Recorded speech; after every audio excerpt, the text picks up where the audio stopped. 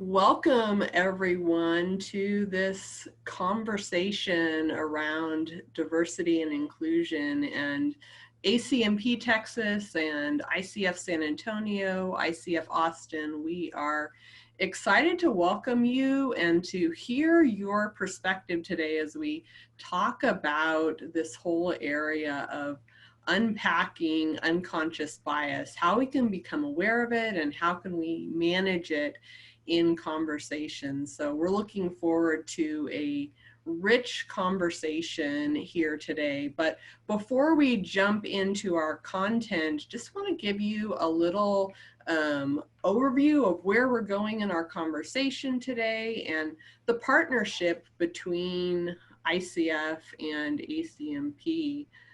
So want to welcome you on behalf of both of our organizations and just let you know how you can connect more with both ACMP as well as ICF across the state. And then after we do that, we'll dive right into what Dr. Dorinda Roll has for us today. There'll be a breakout session about halfway through, so you'll want to make sure that you're able to engage during that time to have conversation. And then following the breakout, we'll come back and there will be follow-up and wrap-up before we end out with a Q&A. So look forward to all of the engagement that we're going to have in our conversation today. But this is an overview of the team that has brought these presentations together. It really is a partnership between the Association of Change Management Professionals and the International Coach Federation here in Texas. And I want to introduce also my colleague, Lynette Ferguson, who's the past president for ACMP and really has been instrumental in bringing this together.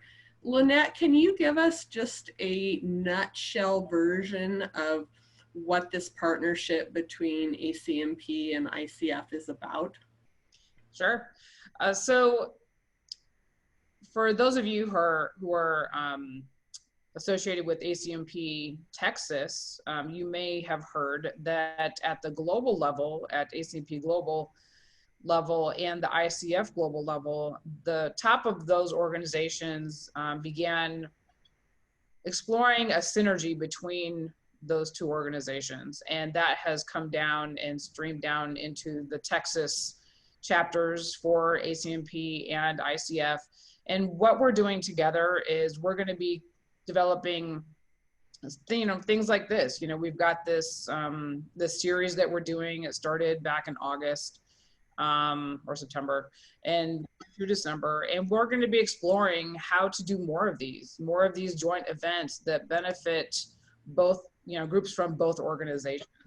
So, it's professional development and skill building and just learning how, because as change management professionals, we utilize those coaching skills a lot in what we do as consultants and managing change projects and, whether it's coaching, project members or whether it's leaders, so on and so forth. We utilize those coaching skill sets a lot. And I know that there's a lot of coaches within organizations that may be, part of change initiatives. And so those partners or those people that are doing that coaching within those organizations also benefit from knowing more about, what we do as change professionals, because there's a lot of synergy between us.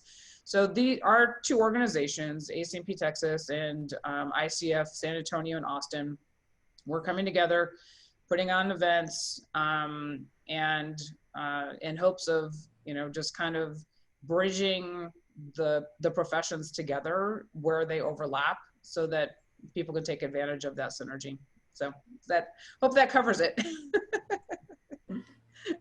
Yes, that's a fantastic summary of the synergy that we really do partner together in so many ways, and we're looking forward to creating more opportunities for coaches and change management professionals to work together, but also to benefit from the thought leadership across both of the disciplines. So this particular series really came about because of the relevance of the topic and not wanting it to be something that just is a one and done thing, but that we're really equipping ourselves as professionals, but also the organizations we serve in how to have ongoing conversations about these topics, because it's not something that you check the box and you're done. It really is the ongoing self-awareness and organizational awareness. And so we wanted to put this series together to provide more resources in that regard. So it really has been a rich conversation so far, looking at how bias impacts the process of change. Last month with Yulia Cannon, we looked at managing your own internal bias. Today's conversation with Dr. Dorinda Roll will focus specifically on unconscious bias, both personally, but also in a broader context as well. And then we're looking forward to next month with Kelly Johnson, who is out of the Fort Worth area. She was a diversity and emerging talent developer at JCPenney for many years before going into consulting. So if you've missed any of these conversations, be sure to check out the ICF San Antonio YouTube channel, and we'll be posting all of them there so that you can catch those or be able to share the resource with others as well. And that brings us to our speaker for today, Dr. Dorinda Roll. And she has such a rich background to share with us. She's an executive coach. She's also a professor at UTSA and has authored multiple publications related to the whole diversity topic. And so the things she's bringing to us today are well grounded in research, but also very practical in what we can apply as well. So I want to go ahead and turn it over to Dorinda so she can lead us in this exploration process. Thank you, Carissa and Lynette as well. Thank you so very much for this opportunity. I'm so happy to have the opportunity to be with all of you today. So I'm not going to take up a lot of more time. I'm going to dive right into my presentation and to share my screen with you. Hang on just for a second here.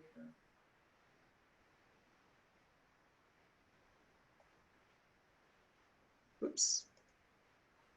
Oh, I better turn off my, there we go. Yeah, that's okay. I got Wonders it. of technology. Okay. So I did have just 4 things. I try to keep things in 3s, but I wasn't able to quite do it today, but it'll get in there. So I had just 4 things that I wanted to accomplish in the short time that I have with you. Today, I wanted to broaden your understanding of unconscious bias and how it shows up. And I also want to share with you how to use a free tool that some of you may or may not be familiar with on how to facilitate a discussion that leads to greater or that leads to organizational awareness about bias in the workplace. And so we're actually going to practice that. And then I also want to share with you how unconscious biases are formed, as well as we'll talk a little bit about what do you do when your own bias shows up, especially in a coaching situation. Okay, so first of all, we're going to all do a little exercise here together. What is your definition of unconscious bias? And I want you to just write it real quick in the chat. Don't need a full dissertation, you know, just one line would be great. Just right now, let's just take a moment to write your definition of unconscious bias in the chat. And I'm going to stop sharing my screen so that I can see some of those. So ready, set, go.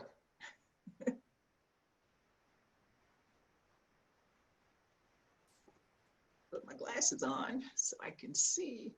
So Marissa said, when your brain makes quick actions, I couldn't see all of it. Boy, you guys are really fast. When your brain makes quick shortcuts to make sense of the world, beautiful. Everyone thinks, feels the same as me. Biases that we aren't aware of, predispositions we are unaware of, gut reactions based on my past experiences that prompted me to react in a certain way. Beautiful. Jan says, experiences and environment that impact how I view things. Very good. Edna says, beliefs that I hold that I am unaware of. Yes. Sherry says, a bias you are unaware of and either are quite surprised when it declares itself. Often the body knows first before your actual awareness. Oh man, that is so true, Sherry. I'm going to share an experience when my unbiased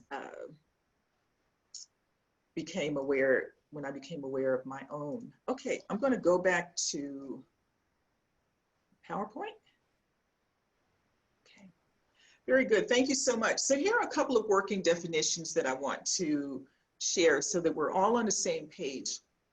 First of all, just talking about bias in general, not unconscious bias, but just a bias.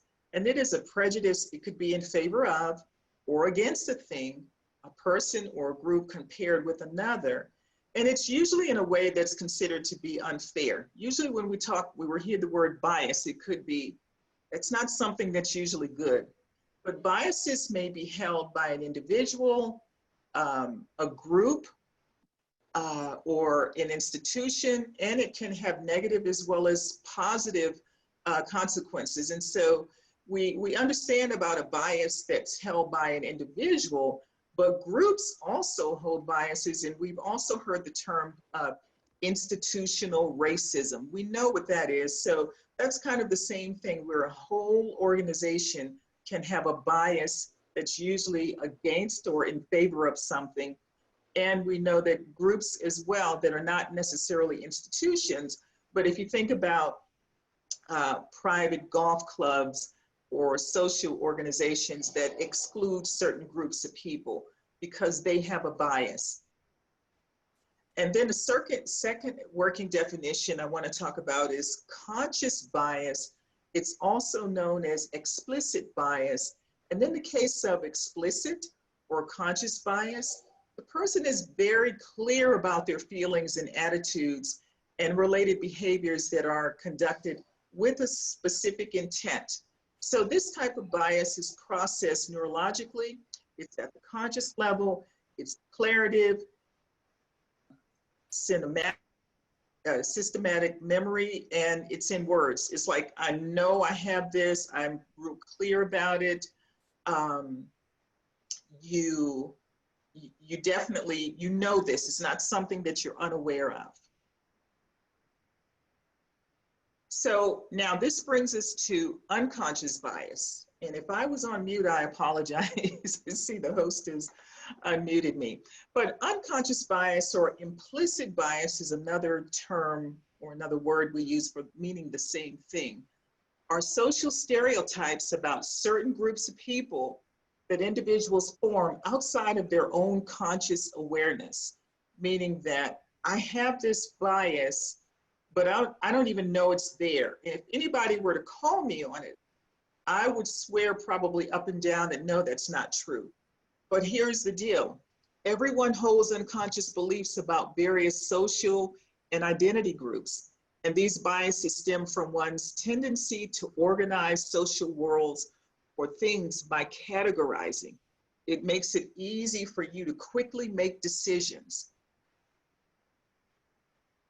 So here's what they said at the Office of Diversity Outreach at the University of California. Unconscious bias is far more prevalent than unconscious prejudice, and is often incompatible with one's conscious values. Certain scenarios can activate unconscious attitudes and beliefs. For example, biases may be more prevalent when you're doing multiple things or you're working under pressure. It was just like it surfaces then because you're not really able to, you just don't have the time to process it the way that you normally would. So what is like under the surface, it comes up. So it's almost like, you know, I love this little illustration where you have two people trying to solve a math problem that's obviously wrong. On the left side, there are probably two, maybe males.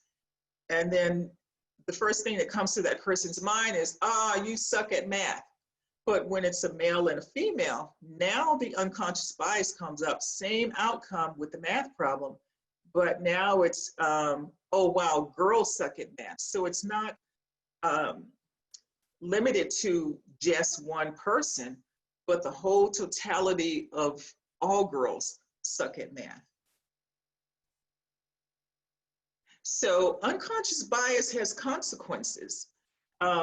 Most of the time, I think people get away with expressing their unconscious bias, but it's when other people hear it, see it, and then they're able to respond to it. So I don't know if you follow the news, but most recently, this was about 2 weeks ago that this hit the news. Well, maybe it's been more than that now. It was the end of September, where the CEO of Wells Fargo had to apologize for a comment that he made on recruiting Black employees. And he not only said this, but it was also circulated in a memo to all of their employees. Now, this CEO, he was, if you've been following Wells Fargo, they had this massive breach of trust. I guess that's the way I would say it. They were opening up unauthorized accounts in the names of some of their customers who were already customers. They had their information, but they opened up additional accounts for them. So the regulators got a hold of this. So the CEO that happened under, he was out. They brought in this guy to correct that. And at the same time, they were also being accused of bias against African Americans and as well as women in hiring. And they recently solved that lawsuit. I think it was something like $30 million. But anyway, this is what he said in response to, let me back up a bit. So when he came in, he also brought in other executives, mostly all white males in terms of being on the leadership team. And so as his excuse for not doing that, he said, while it might sound like an excuse, the unfortunate reality is that there is a very limited pool of Black talent to recruit from with this specific experience, meaning banking experience. So after he was called on that by his own employees as well as others, this is what he said. I apologize for making an insensitive comment reflecting my own unconscious bias. And he was probably right about that. There are many talented, diverse individuals working at Wells Fargo and throughout the financial services industry. And I never meant to imply otherwise. But you know, once the cat is out the bag, you really have a difficult time to pull it back. So now they're really going to be called on the carpet to, you got to put your money where your mouth is and try to right this wrong if you really are sorry about what you've done or what you've said, and expand that. Now, here's something I want you to think about. On the other side of that, I'm just an average consumer on the other side of hearing these comments. Am I, as an African-American female, going to put my money in Wells Fargo? No, I won't. But I watch the news. So here is what Citigroup is doing. Citigroup pledges over $1 billion to combat racial inequity. So they're putting their money where their mouth is. They even published a report about the same week that this story came out, where they estimated that the US has lost out on $30 billion in the economy because of systematic racism. So they're doing something about it. So, you know, in my head, as I'm thinking, Wells Fargo, Citibank, Wells Fargo, Citibank, Wells Fargo won't ever get any of my money anytime soon because of that one statement. So unconscious bias has its consequences. So I want to share a quick video with you about unconscious bias that I think really explains how we all come to our unconscious bias. And I do need to say one other thing. If you are watching this, if you're participating in Zoom on a tablet, if you could switch to a computer or a laptop that has a keyboard, that'll help you in participating when we get to the Zoom rooms. But I'm going to go ahead and start the video now.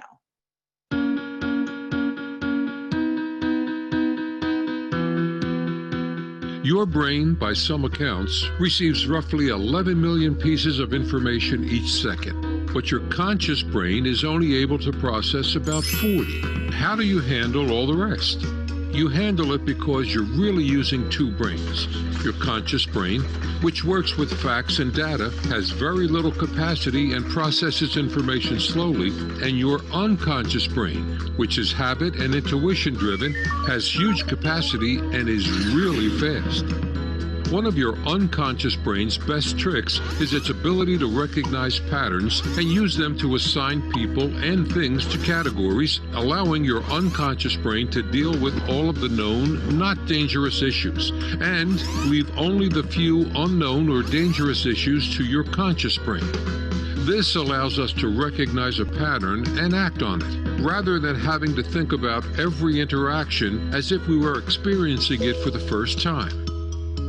We can glance at that four-legged animal and know if it's a wolf or a cocker spaniel. That recognition allows us to make assumptions about the animal facing us, that the wolf belongs to the wild animal category and is likely to be dangerous, or that the cocker spaniel is in the domestic dog category and not likely to be dangerous. The assumptions we make about these pattern groups are likely to be based on our own experiences, on information we have gained from our culture or background, or from the media we listen to or people we admire. Unfortunately, those assumptions are often wrong.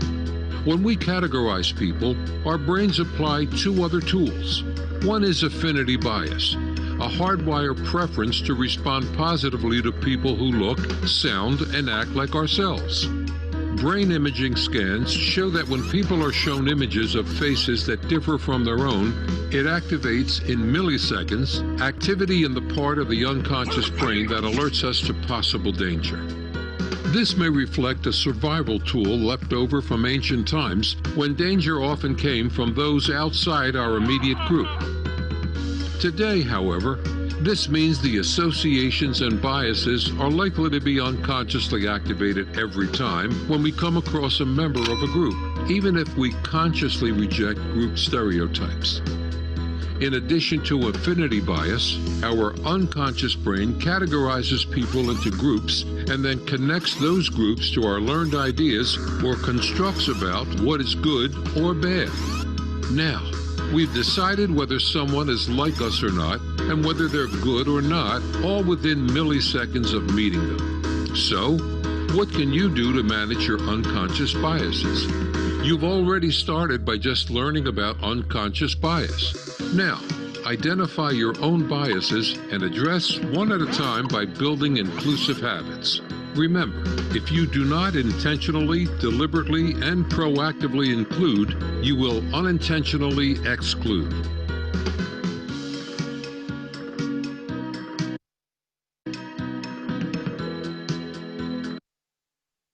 Okay, so I love that little video because at the end he talks about if you have to really look at your own biases and try to discover what those are. And I think that that's really important as we talk more about diversity, especially in the environment now with what's happening. Everybody's, I won't say everybody, but a lot of organizations, not only employers, but community groups are calling. Lots of them are reaching out to me. Everybody's wanting to talk about diversity and equity. Now, here's what happens when you start bringing more people together who had not previously been together. And I think a lot of organizations miss this point. When they talk about diversity and inclusion, bringing more people around the table, there is more opportunity for that unconscious bias to surface. And so this is why I really think that this particular Zoom that we're doing, this topic that's gaining more and more popularity, is so important. So here's a question I have for you. Do you believe you have any biases? Yes or no? That's a rhetorical question. You just kind of answer it in your head. But as you know, the little video showed us that we all do.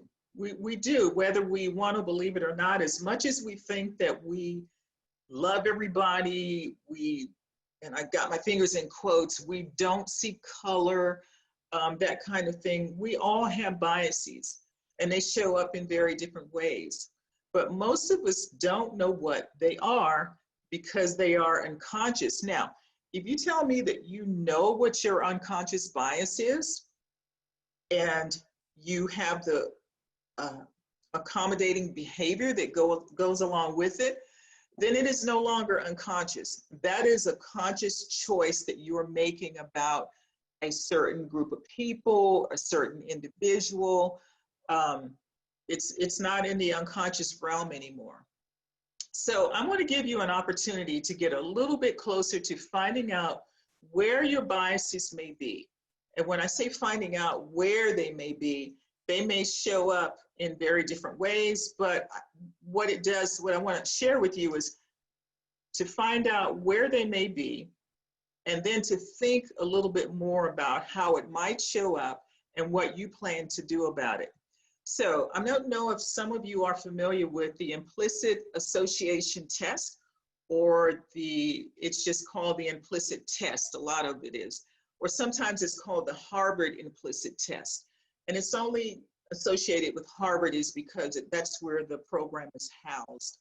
But it's a nonprofit international collaboration between researchers at various universities, and they're interested in implicit social cognition, your thoughts and feelings that are outside of your conscious awareness or even your own control.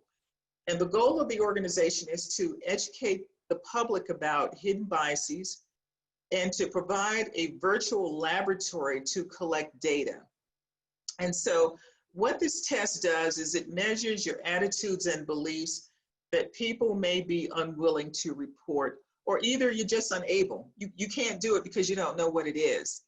And so if you've taken this test before, fine. They've got about 15 different options for you to take, but this is what it looks like. This was a test to determine if you have a preference for younger people over older people.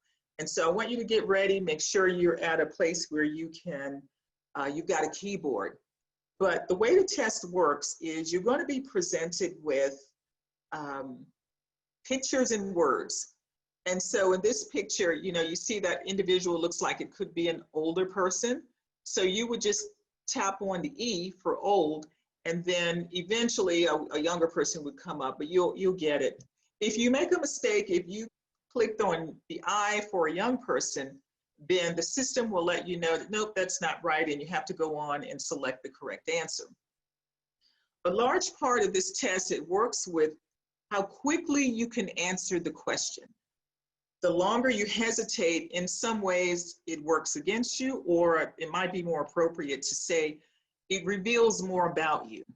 And then at the end, it tells you this is what your result would look like. It'll say your responses suggested either a moderate or low or high automatic preference for whatever test you've taken. So this is what I'd like, and the website that I want you to go to, I'm going to share, Clarissa's going to put in the chat, the general chat for everybody, but don't worry about looking at it right now because you're also going to get it in your breakout rooms. But this is what it looks like. So in your breakout session, here are your instructions.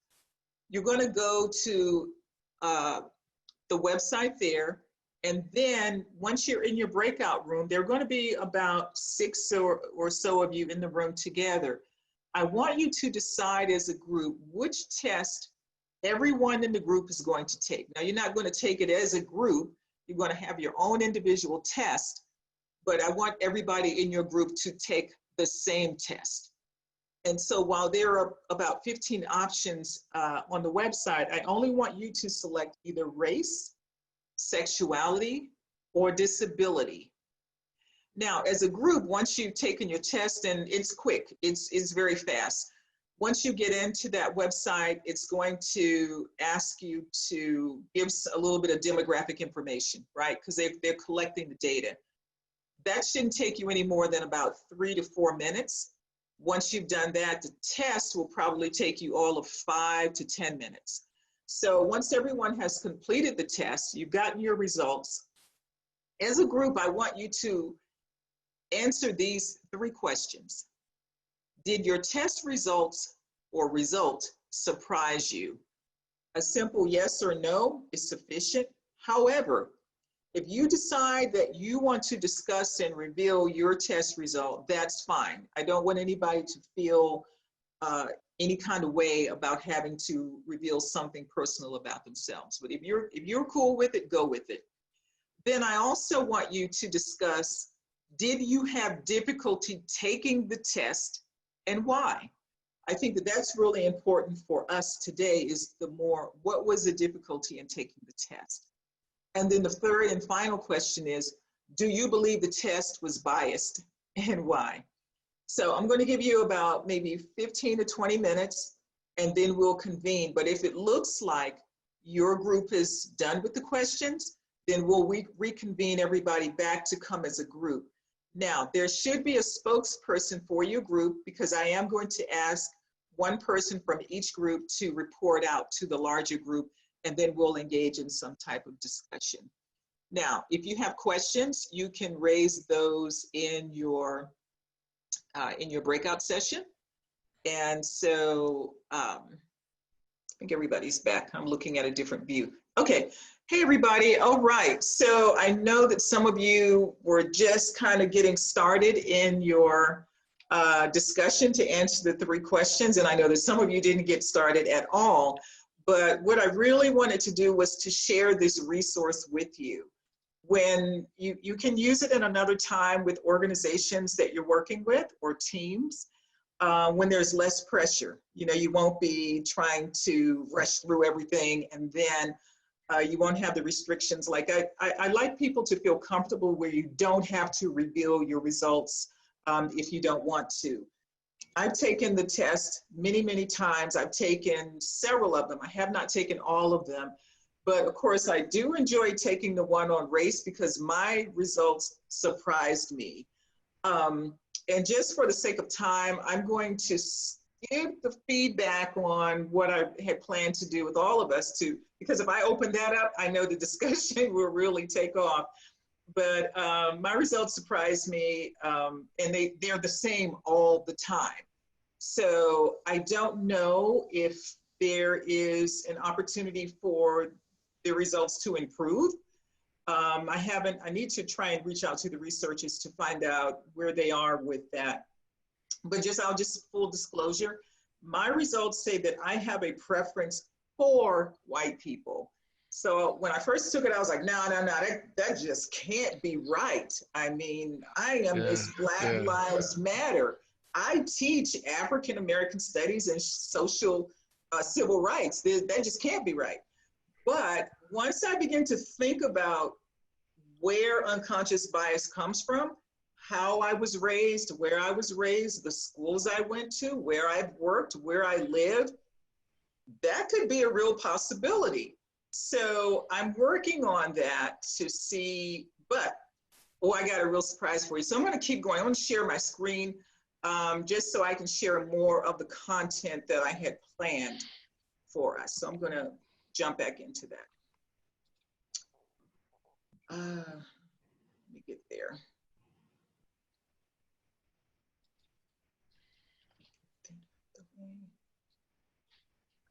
Okay, so unconscious bias at work. This is what it looks like at work. It informs us about who gets the job, who do we hire, who do we promote, who gets disciplined. Dorinda gets to come in late every day. No one says anything to her, but John comes in late and he may be disciplined or written up because, well, Dorinda has kids, she's got children she needs to get off to school. John doesn't have any. He's a single white male. So perhaps, you know, he may get disciplined and I don't. Already talked about who gets promoted. We choose who we develop. Who do we recommend to go into leadership programs? Excuse me.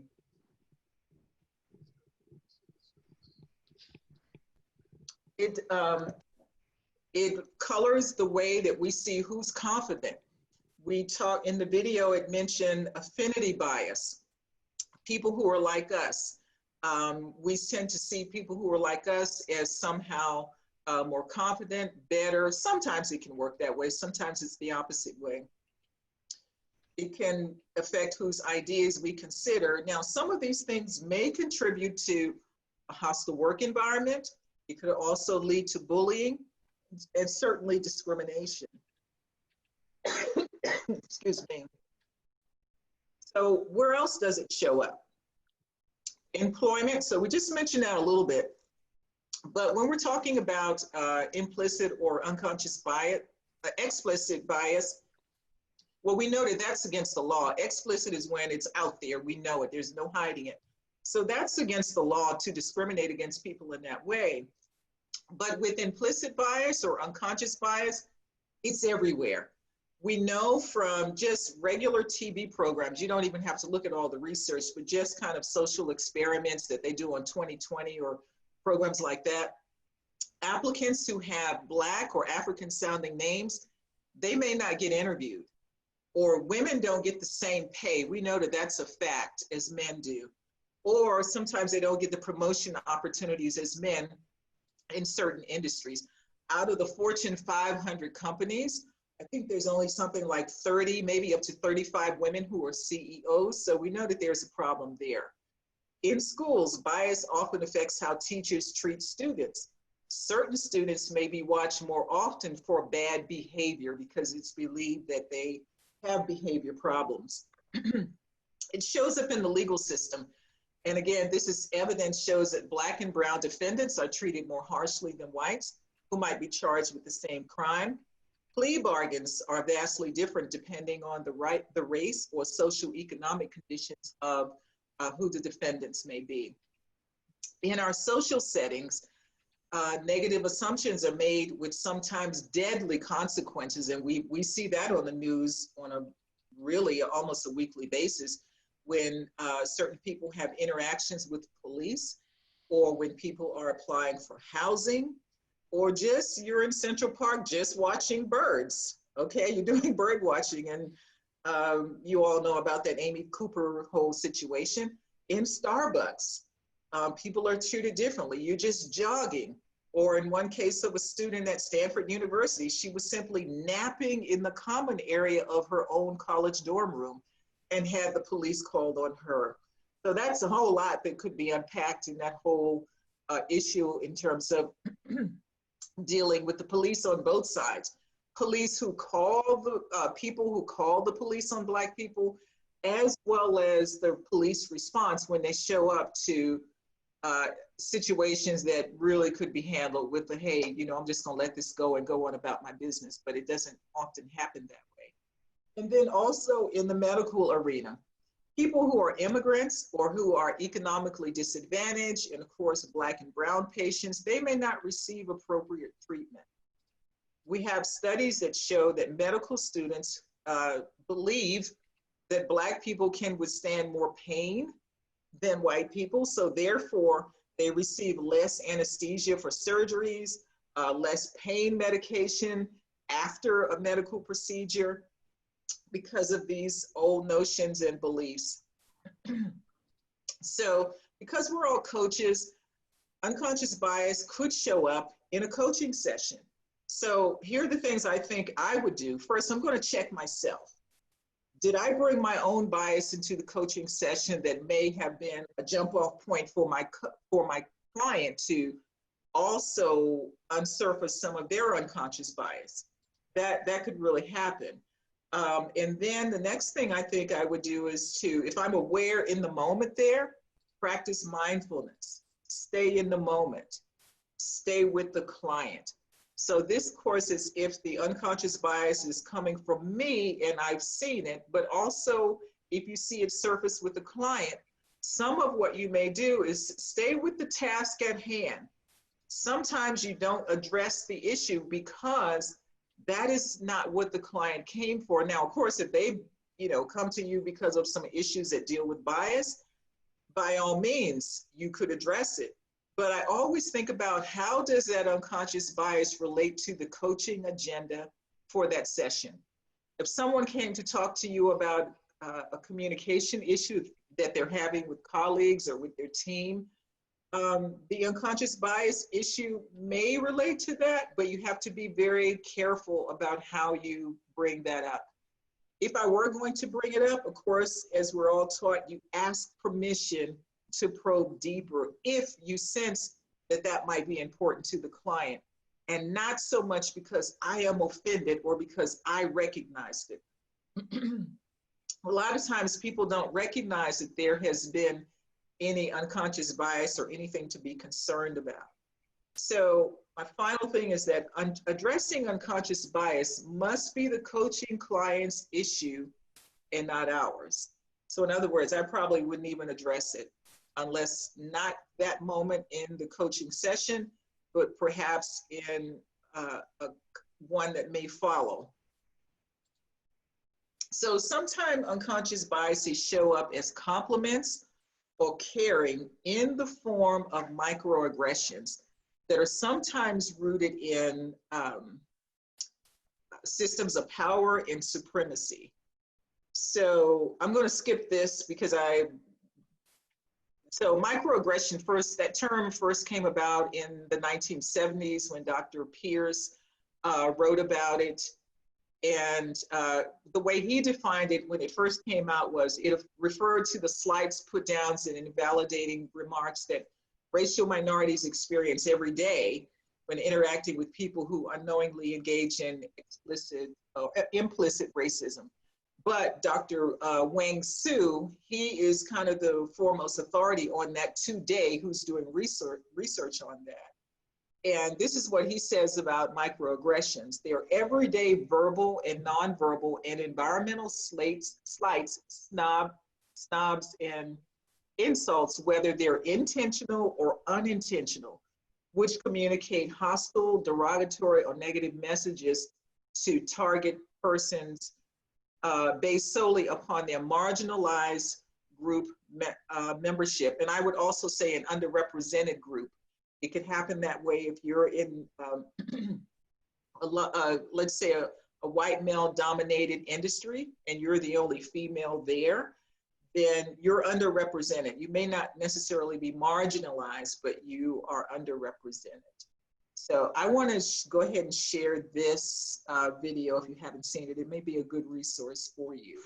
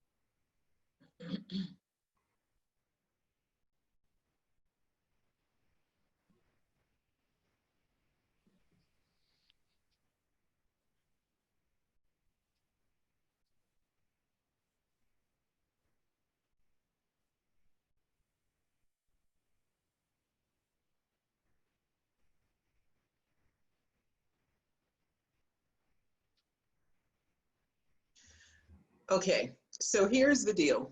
You probably microaggressed and didn't even realize it. Just like that unconscious bias, everybody does it, even if they don't know it, even if you didn't mean it. It doesn't mean that you're a bad person. It just means that you might be unaware of your own biases and power. So I have this story that I usually tell here about when I was teaching in a class at UTSA, and I have a student, she's a young woman from Indonesia, had taken several of my classes, had been with me on to events outside of campus. And so I thought we were, real cool together, and, we were cool with each other, which we were. But in all of my classes, we always have these deep discussions and debates. And there was this discussion that we were having in class, and she said she made profound comments. And I thought, oh, wow, this is just awesome. So what I did was I said, just trying to be cool.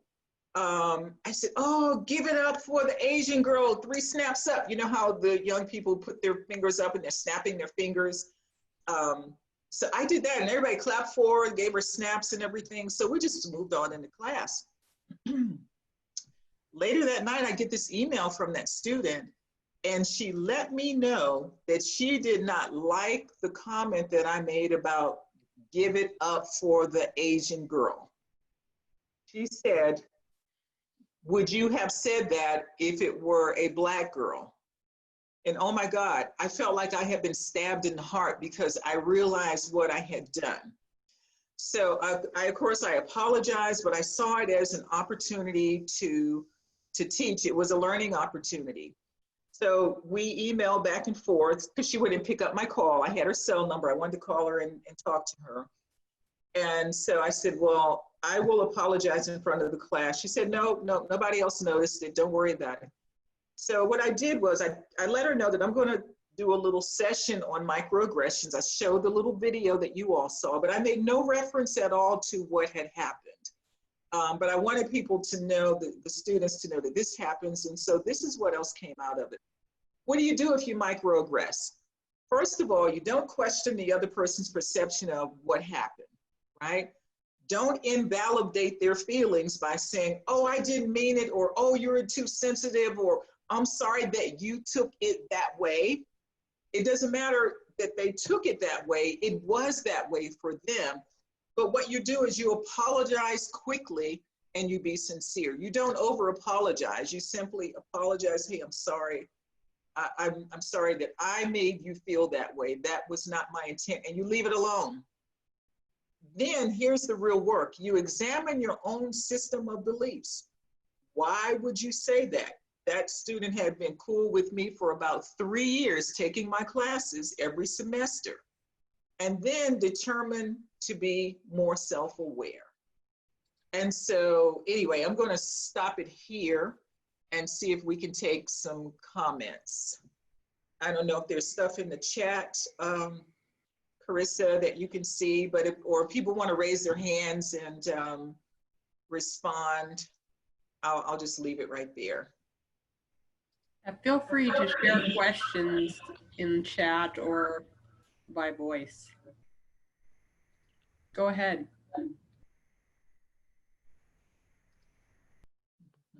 Well, I know there's been instances where I had sessions at work and I've microaggressed and wasn't aware of it. And I had someone come up to me after a session and said, you know, it might have been better had you done it this way instead of the way that you did it.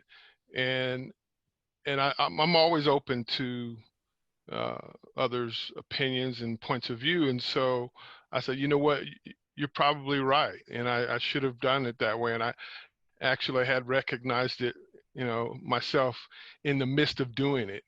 But it was already out there. I was already started down that pathway.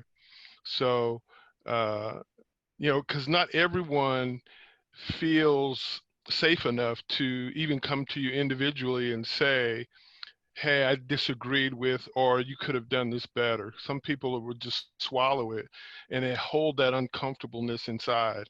And so I really appreciate it when people make those voice their opinion. So it's Observations, very yeah. helpful. Yeah. I agree. Oh, somebody said something in the chat about bystanders. It came up real quick. Let's see. Bystanders should speak to it also. Absolutely right. So there's this new term that I learned about being an upstander. So you're not going to stand back and let things happen like that you see, but you address them, you jump in and you say something about it. And I think that that's really important. That's a part of being an ally. When you see that things are happening to people, you have to decide that you want to be an ally and not allow that to happen. Somebody's snapping their fingers here. Yes, that's what got me in trouble with the student. Like, oh yeah, give it up, I thought that was really cool because she said something profound, but I added something to it that did not need to be there. I knew her name. Everybody else in the class knew her name. I should have said, give it up for Dorinda, whatever her name was, but I didn't do that. I chose to go into a deeper I wouldn't even say I chose to do it, but that's what we're talking about is unconscious. I did not choose to offend her knowingly, but I made a bad choice to talk about her ethnicity. Anybody else? Miss Ford, where are you? I'm not going to let you get away with that. You go ahead and speak while I put my glasses on to read something in chat. Hi, Dr. Roll. I've been active in the chat.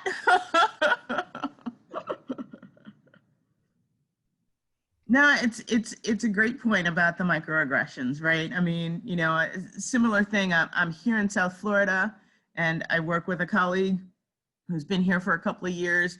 She's helping me with my Spanish. I'm helping her with her English, and working really hard to not be microaggressive in the, oh, your English is so great. You've been here for a couple of years, and really trying to acknowledge, how difficult it is to be working in her second language, all day when we're working together. But, that idea of how you find the balance between genuinely wanting to acknowledge that someone is doing something difficult without being microaggressive.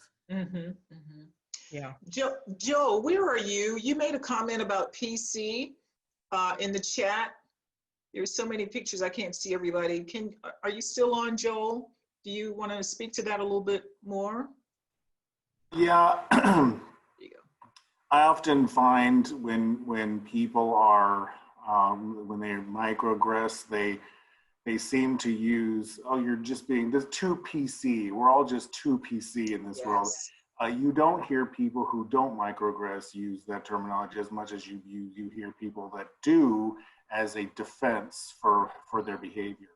I'm wondering, do you have any suggestions on how that might be handled?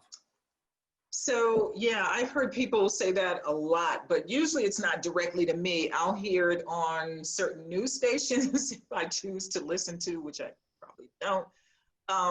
But a lot of times I hear people will say things about you're being too PC or, politically correct. I feel like being politically correct is good because to me that means you're respectful of other people's feelings. That I just don't feel like it's necessary to tell it like it is or the way that you see it or you perceive it. I think that there's a larger or the broader community that we have to be responsible for besides just our perspective or our own feelings. That's one of the issues I have about Americans is that we're such an individualized society as opposed to being, in some of the countries I've traveled to, they're a collectivist society where the good of everybody comes before your own individual needs. And I think this whole thing about not being PC addresses that. But here's what's happening. We don't have enough time to get into this now, but in some of my other classes that I teach at the university, we talk about cancel culture. That usually comes up a lot, where now when people make these kind of mistakes, they get canceled. The example I gave you about the CEO at Wells Fargo, I'm just waiting for him to get fired, or to, we'll see in the news where we see his resignation letter, because people are intolerant now for mistakes like that. And I'm not sure that I agree with everybody needs to be canceled because they make a mistake. I would much rather see people learn from the mistake and go on and not commit it again. But we know that that doesn't happen all the time. People are just you're losing your job. I don't want to take up all the time talking. Anybody else have a question or a comment? Yeah, I was social media. I mean, it's probably where you see the most volatile way of seeing these aggressions, and I mean, it's getting. I think as a society, we're struggling with that, where people say, "Well, I'll have to say what I say," right? And there's just no compassion for the other person, no, right? Absolutely. I I agree with you. I think that social media has opened up a whole new arena and an opportunity for people to hide behind the screen. You can just clap off anything on the keyboard without even thinking about it or the consequences that come with it. So yeah, that's a shield, right? Like provides them a shield to do anything. Say, I'll say anything, but what is it coming out of your mind? I mean, it's just like, you know, there's other receivers that are going to get hurt, and we as coaches have to be, you know, very. Yes, absolutely. Interesting. It's so interesting to me that the first thought was social media. You can hide behind it, because I think of social media as exposing everything. I mean, everybody's carrying a camera these days, you know, their personal phones, and you almost can't breathe without somebody recording it and putting it up on social media. So to me, it's like anything and everything we say or do, however we behave. Yeah. And Jan, I agree with you there. I think though, for a lot of people, when they're typing out their reply on Facebook about something or posting something, I think they feel real secure, because you're in your own home. So in a sense, you're hiding behind it, but there's not that cognition that literally millions of people could see that. Right. Or however many you have in your group, even though you may think, well, I've got this restricted, all people have to do is do a screenshot, and now they've created you a whole new thing to broadcast whatever you've done out. Even when you try to go back and you delete it. I love that. Well, I'll see something. Well, they have now deleted their Twitter account. But here's what they said. Yeah. So somebody asked, would I share my slides? Yes, I'll figure out a way to get them to Lynette or Clarissa as a PDF and get that to you. I'm going to go ahead and turn this back over to Lynette and Clarissa, because we only have 5 minutes left according to my clock. And so I'm willing to stay on if we're able to do that on the call beyond 1 o'clock, but they may have some closing remarks that they need to make. So I want to be respectful of everybody's time. Thank you. I'm sorry the test took longer than it should have, but take it again when you have a chance. Take some of the other ones. It'll get easier to take as you go along, but when you're not under time pressure, it's easy. And I did, in one of the rooms that I jumped in, somebody said something about, oh, I wonder if it counts against you if you take, if you go wrong, if you get that red X that comes up. It doesn't count against you, but it informs the test about something about you when you hesitate like that. So anyway, thank you, everybody. Thank you. Oh, thank you, Dorinda, for a very rich and thought-provoking conversation, really helping us deepen our own awareness, but also be able to enter into the world of others more. And really, that's what coaching is about, that we're able to step into someone else's world, understand life from their lens and their perspective. And when we're able to do that, that's where connection happens, understanding. So the skills that we learned today, we can apply in so many different contexts, whether it is in coaching and working with organizations, but just in day-to-day interactions. So thank you for these practical tools. And Dorinda did put together a list of resources for us. So Lynette, if you're able to pull those out of the email and put them in the chat. But we will send a follow-up email to everyone so that you do have access to the slides and the different resources. So as we wrap up here, we really value your feedback and input on making these events as high value as possible to you. So be watching for a very quick email that asks a couple questions on just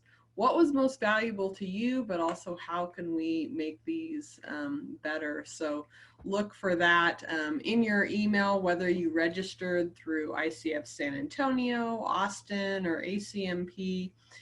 We want to continue providing this high quality content, and we will be putting the presentation out on our media channels, so you can follow the ICF San Antonio YouTube channel. We're also on Vimeo, so we would love to be able to share these resources, and you can pass them on to others as well. And then don't forget to register for next month's conversation on any of our websites, ICF San Antonio, ICF Austin, and ACMP Texas as well. But we really appreciate all of you and the contributions you made to today's conversation. That really made it rich, that we all get to learn from one another and to share our experience in having these conversations and how we can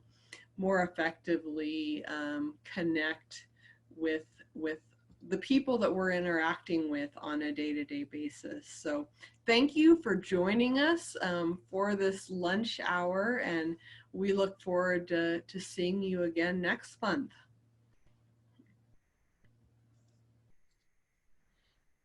Yes, thank you, everybody.